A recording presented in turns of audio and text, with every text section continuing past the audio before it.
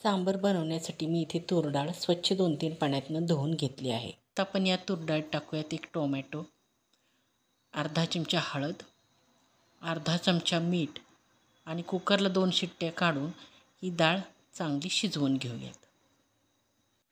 शेवग्याच्या शेंगा अशा लहान कट करून त्याच्या शिरा थोड्याशा काढून घ्याव्यात.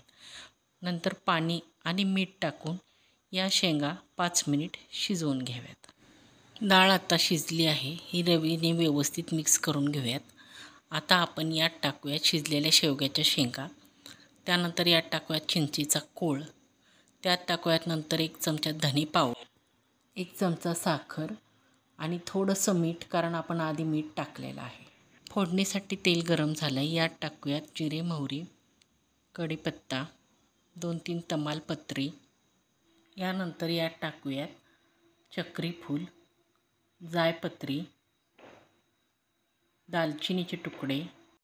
आता यात टाकूयात लवंगा, 4-5 वेलची आणि त्यानंतर व्यवस्थित परतून त्यात टाकूयात कांदा.